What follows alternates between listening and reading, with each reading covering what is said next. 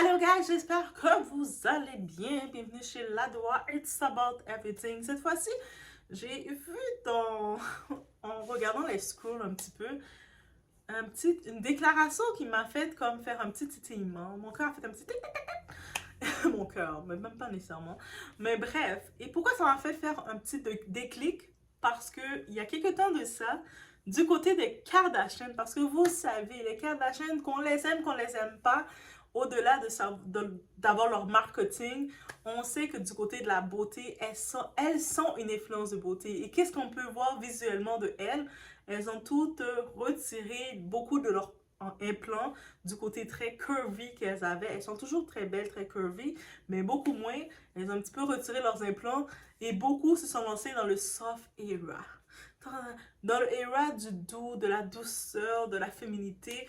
On regarde Kylie Jenner. Kylie Jenner, on la regarde. On sait qu'au-delà de ça, il y avait qui le fait. Il y a Sophia, depuis qu'elle est mariée avec son mari, le rich boy. Elle a laissé l'autre et puis elle est mariée avec lui. Moi, je dis l'autre, oh my god. Avec Scott Disick. Mais c'est ça. Bref, mais là maintenant, la première chose me disait, c'est une question de temps que beaucoup d'influenceuses, beaucoup de personnalités vont aussi faire graduellement le changement vers le soft era. Et là, on a vu qui?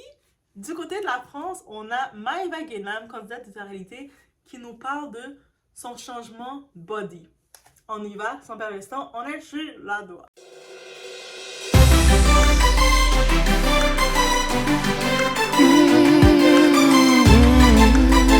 Avoir des grosses fesses énormes. Prenez-moi en exemple, ne faites pas, ne cherchez pas à avoir les grosses fesses de Kim Kardashian. Regardez comment c'était sur moi. D'une ponction, on est passé à couper ma peau. Non, toi, mais le disais, vous êtes terminé. Voilà. Mes hanches, mes fesses étaient disproportionnées par rapport à mes jambes. Les filles, voilà, je suis venue pour faire une ponction. Une ponction, c'est une piqûre, il te retire sans anesthésie. Ça marche pas. Ça veut dire, ne faites pas. Regardez quand je ressemble à Bogdanov. Heureusement que j'ai pu tout enlever les injections de mon visage.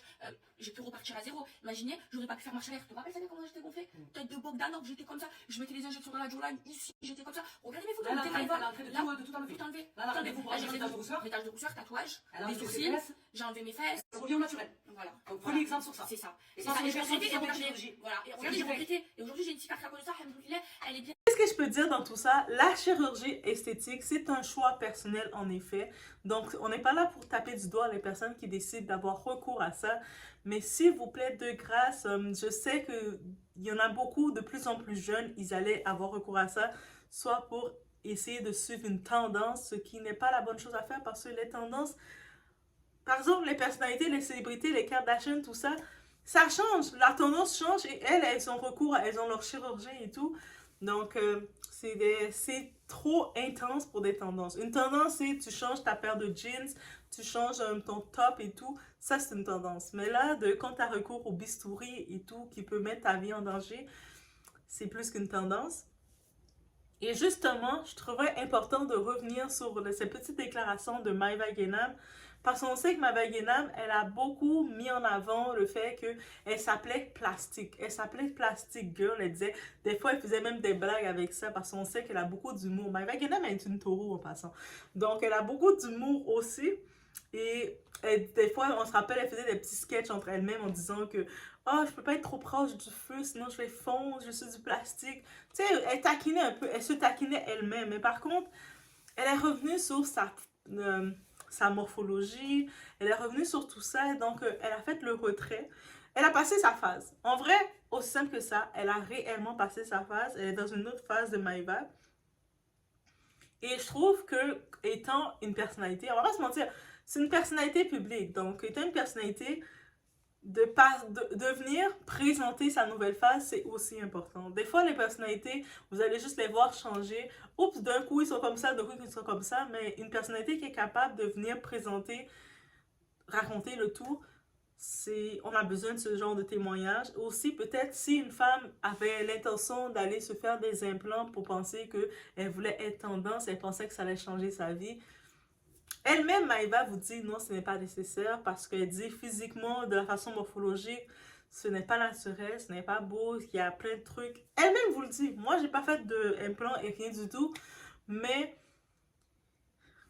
elle a l'expérience, elle a pu le faire et elle a quand même, il faut pas oublier qu'elle a l'accès à l'argent. Elle, là, elle va faire sa chirurgie, elle a quand même des grandes cliniques, elle a des gens, qui vont pouvoir bien faire les choses pour elle. Mais dites-vous que beaucoup de gens, ils vont dans des cliniques douteuses et ils se retrouvent avec des répercussions complètes. Et même si les personnes vont dans des bonnes cliniques, on parle du bistouri, on parle d'intervention médicale, on parle que tu vas prendre des anesthésiques. Anesthésiques, oui, on parle de tout ça, donc c'est des risques. Donc, des fois, on n'en parle pas assez, mais il y a des conséquences. On se rappelle aux États-Unis, il y avait cette influenceuse, Jackie Ho, qui est mère de 3 enfants, qui est allée faire son mama makeover. Ça, c'est intense. Ça veut dire que tu fais la chirurgie sur ton ventre, ton rhinoplastie, pour monter les seins, pour ci, pour ça, tout en même temps, le bébé, tout en même temps. Moi, je suis comme, comment on peut être dur avec notre corps comme ça? Ok, peut-être que c'est moi aussi, je me dis que j'ai compris que la chirurgie, c'est pas pour moi quand j'ai pensé à tout devoir prendre le couteau, retirer la graisse. J'ai dit, tu sais quoi, on va devoir m'accepter avec ma graisse telle que je suis. J'ai accepté. Je sais que c'est pas facile pour tout le monde de devoir accepter ça, mais moi, j'ai fini par l'accepter. J'ai fini par accepter que j'étais comme j'étais avec ma morphologie, que on sait, par exemple, je sais, c'est des préjugés qu'on dit pour les femmes noires, ils ont des très belles formes, surtout des très belles formes. Moi, peut-être dans le derrière, c'est très plat. Mais j'ai accepté aussi ça. Je me suis dit, peut-être ça fait partie de mes ancêtres européens qui m'ont tourné le côté très plat. Et bref, je dis pas qu'il n'y a pas d'Européennes qui ont des fesses très rebondies, donc je déconne un peu, mais en vrai, c'est un petit peu ça. Et c'est correct. J'accepte ça. J'accepte que je suis faite plus peut-être avec le côté plus devant, douillet, et puis en bas, très plat, et c'est correct. Et je sais que c'est pas facile, que beaucoup de personnes l'acceptent, et c'est difficile. On vit dans un air de compétition, pas nécessairement compétition, un peu oui compétition, mais plus de comparaison, où ce que c'est facile de se moquer. Et j'ai remarqué, j'ai plus senti ce côté de se moquer, de se comparer du côté entre nous les femmes. Parce que les hommes, j'ai toujours été en phase d'avoir confiance en moi avec un homme, avec les compliments des hommes, que ce soit les hommes colorés, les hommes gays. Ah, vous, je vous aime. Tu sais, qu'on dit la femme d'avoir un ami gay, un meilleur ami gay, d'aller magasiner avec un homme gay, même des fois un homme qui est hétéro, c'est la même chose. Juste des fois, l'hétéro, on a toujours peur que d'être trop proche, ça développe une relation un peu plus qu'on voudrait. Mais alors qu'avec les relations, quand tu es avec un homme réellement, que tu sais qu'il n'y a aucune relation plus que l'amitié, et ça existe, guys. L'amitié entre femmes et hommes et femmes existe. Et que, par exemple, vous allez magasiner avec un homme. L'homme, il va tellement vous donner des fleurs. Comme vous allez essayer une robe, mais quand la robe vous fait pas, il va vous dire, il va vous rire dans la face, ça vous fait pas. C'est clair, mais quand quelque chose vous fait, il va pas faire, ouais, c'est beau, là, ça fait longtemps que tu l'as mis, retire, c'est beau. Des fois que les femmes ont un sentiment de ça, mais c'est ça que j'ai toujours eu. Mais avec les hommes, je me rappelle, j'allais magasiner avec un ami hétéro, un ami homme hétéro. J'étais vraiment surprise, je me dis, ok, mais il était vraiment en train de te conseiller de façon, j'avais confiance, c'est comme, oh, ça te va vraiment bien, ok, ça va bien faire à ta morphologie, puis il me conseillait. Et il n'était pas dans la mode, il regardait juste seulement sur l'esthétique et tout, de comment il imagine une femme. Et puis les hommes, ils ont l'esthétique innée de la femme. Et je pense pour la femme, c'est la même chose. Comme, vous savez, nous, dans les magasins d'hommes, il y a beaucoup de vendeuses féminines et c'est elles qui font le plus d'argent parce qu'elles vont être facilement de conseiller à l'homme. C'est comme l'inverse attire, de la même façon que le petit bébé fille va être attiré vers son papa, le petit bébé garçon va être attiré vers sa maman, ou des fois ça peut être le contraire, mais il y a souvent ça qui arrive, c'est comme le contraire font une petite attirance. Mais bref, c'est ça que je voulais dire. Donc, on retourne dans le sujet de la chirurgie et tout. Donc, on arrive dans le soft era. Donc, je sais que vous allez dire, mais non, c'est pas les Kardashians qui ont fait influencer ça. On peut les détester comme on veut. Je sais qu'on parle toujours d'elles. Elles sont toujours là. Elles sont toujours là. Qu'est-ce que je voulais que je dise? Mais, on va pas mentir, elles viennent en changeant leur mode. Au début, elles arrivaient de façon pulpeuse avec les implants. Implants de devant, implants de derrière, implants de partout. Mais là, on voit qu'elles ont commencé à retirer. Surtout, moi, je trouve, dans tout le soft era que j'aime le plus, c'est Kylie Jenner. Parce que le côté de Kim, elle est trop extrême. Tu sais, on se rappelle dans le Met Gala, Kim avait presque fait un waist trainer. sans taille, là, sans côte. On dirait qu'elle avait tout enlevé ses côtes. Ça me faisait peur. J'étais comme... J'étais en train de manger mes frites, j'avais peur. Donc, je suis là. Moi, je regarde le tapis rouge. Oh my god. Et je suis en train de manger. Oh, elles sont tellement belles, les filles. Puis je mange mes frites. Donc, chacun a son plaisir. Quand je regarde les filles super belles, moi, ça me donne envie de manger mes frites. Donc, bref, sinon, au-delà de ça, c'est quoi c'est en train de nous dire du côté visuel?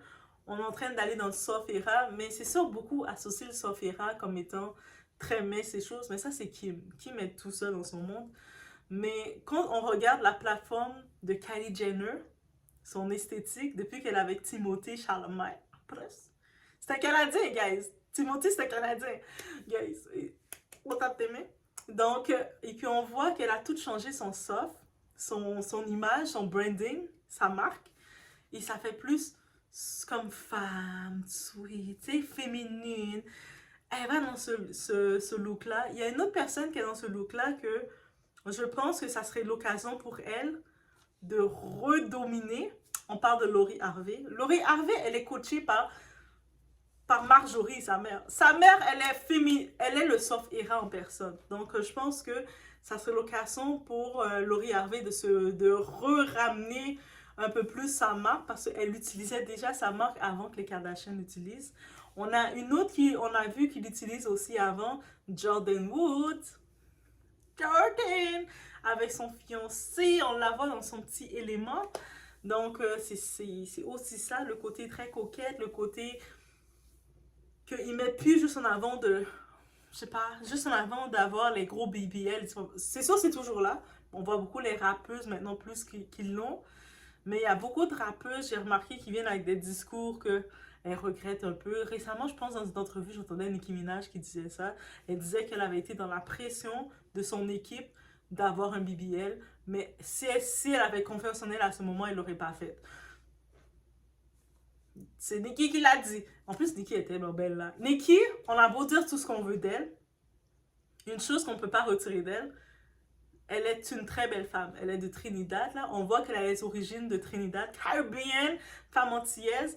Mais on voit qu'elle a des traits. Nicki a tellement des beaux traits.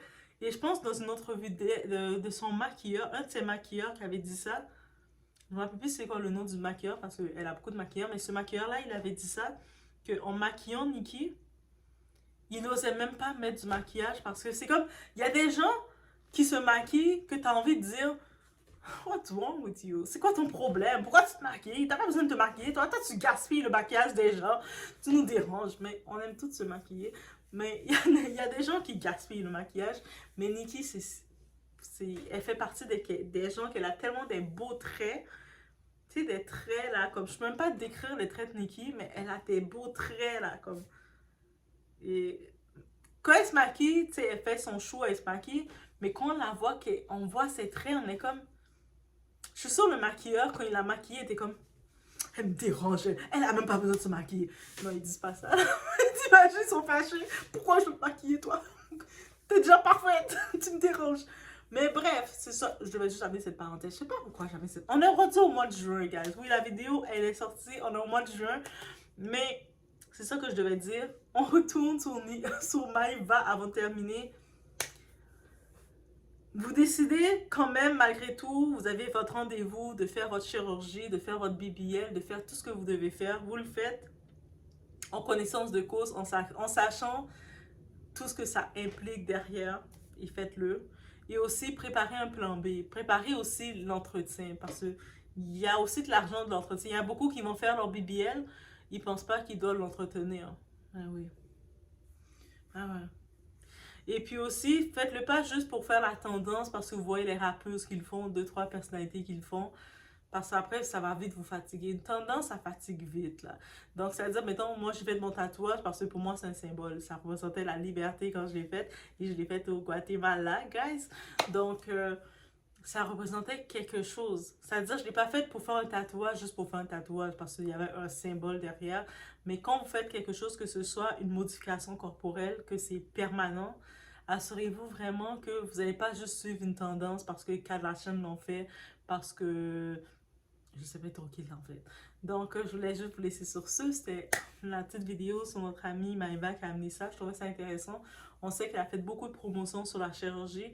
Mais hey, chaque personne évolue. Donc, le moment qu'elle faisait sa chirurgie, elle était dans cette phase-là. Elle nous montre une évolution. Donc, on suit son évolution, guys, n'est-ce pas? Je vous laisse sur ce. Laissez-moi savoir qu'est-ce que vous pensez.